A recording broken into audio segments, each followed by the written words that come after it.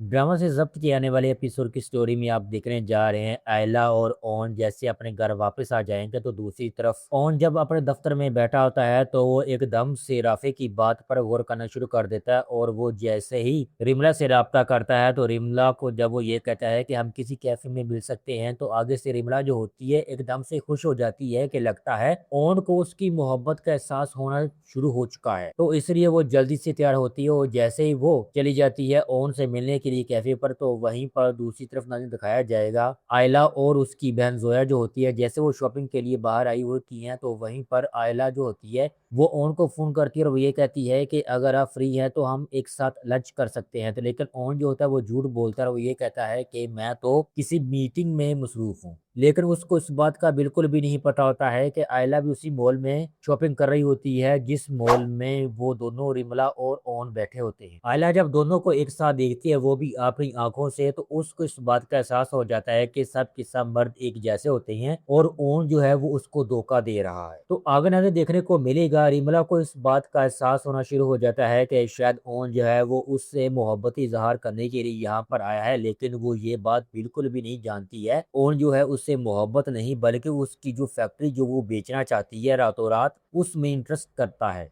तो नरीन जब उसको ये कहता है कि तुम जो फैक्ट्री बेचना चाह रही मामू जान की वो फैक्ट्री मुझे बेच दो तो आगे से रिमरा जो होती है वो उससे सवाल करती है तुम्हारे पास इतने पैसे हैं। तो आगे से ओन जो होता है वो ये कहता है कि मेरे पास इतने पैसे हैं कि मैं तुम्हें मुंह मांगी कीमत दे सकता हूँ। तो वहीं पर रिमला जो होती है उसको ये कहती है कि अगर तुम मेरे हो जाओ तो मेरी फैक्ट्री भी तुम्हारी हो जाएगी। तो नदीम ओन जो होता है वो रिमला को साफ साफ अल्फाज में एक बात क्लियर कट बता देता है कि मैंने पहले भी तुम्हें बताया था कि मैं शादीशुदा हूँ और मेरी एक बीवी है और मैं उसको बिल्कुल भी धोखा नहीं दे सकता। तो रिमला जो होती है उसको तो वही सबसे झंझट से जान छुड़ानी होती है। तो फैंदरी उस बात का फैसला करती है कि वो ओन को ये फैक्ट्री बेच देगी। तो नहीं आगे देखने को मिलेगा रिमला और ओन जैसे ही अपने घर के लिए निकलते हैं तो वहीं पर ओन जब अपनी गाड़ी में बैठा होता है लेकिन जब वो जोया और राफे को एक साथ देखता है जैसे वो राफे को फोन कॉल करता है तो राफे आगे से झूठ बोलता है कि मैं तो अपने किसी दोस्त के साथ हूँ। तो वहीं पर ओन जैसे घर वापस आता है लेकिन आगे से